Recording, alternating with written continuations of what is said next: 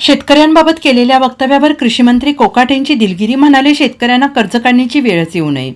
राज्याचे कृषीमंत्री माणिकराव कोकाटे यांनी कर्जमाफीच्या मुद्द्यावरून शेतकऱ्यांबाबत केलेल्या वक्तव्यावरून त्यांच्यावर जोरदार टीका होताना दिसते आहे. कर्जमाफी मिळाल्यानंतर त्या पैशाचं काय करता? शेतीमध्ये गुंतवणूक करता का? असा सवाल कोकाटे यांनी शेतकऱ्यांना केला होता. यावरून त्यांच्यावर टीका होत होती आणि यानंतर कृषीमंत्री माणिकराव कोकाटे यांनी शेतकऱ्यांची दिलगिरी व्यक्त केली आहे. मी शेतकऱ्यांबाबत असं वक्तव्य केलं नाही असं कोकाटे यांनी म्हटलंय. शेतकऱ्यांना कर्जमाफी होणार नाही असं मी म्हणालोच नाही असंही माणिकराव कोकाटे यांनी म्हटलेलं आहे. शेतकऱ्यांना कायमस्वरूपी सक्षम करणं ही काळाची गरज आहे असं मी म्हणालो होतो.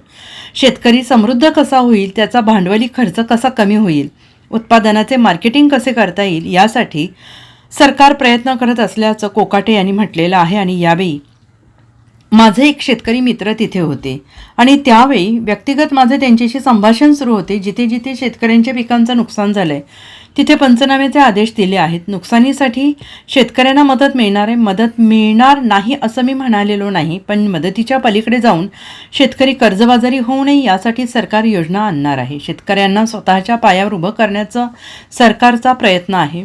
शेतकऱ्यांना कर्ज काढण्याची वेळ येऊ देऊ नये ही सरकारची भावना आहे असं कोकाटे यांनी म्हटलं आहे. महाराष्ट्रामध्ये अतिवृष्टीमुळे, गारपीटमुळे आणि चक्रीवादळामुळे शेतकऱ्यांचं जे मोठ्या प्रमाणात नुकसान झालं आहे, त्या नुकसान भरपाई शासनामार्फत त्यांना मिळणारच आहे. परंतु त्यापुढेही शेतकऱ्यांचं कमी नुकसान व्हावं, शेतकऱ्यांच्या जीवनामध्ये समृद्धी प्राप्त व्हावी म्हणून आज रामाच्या जन्माचा मुहूर्त साधून आज या ठिकाणी जाणीवपूर्वक काळाला मंदिरामध्ये दर्शनासाठी आलो होतो.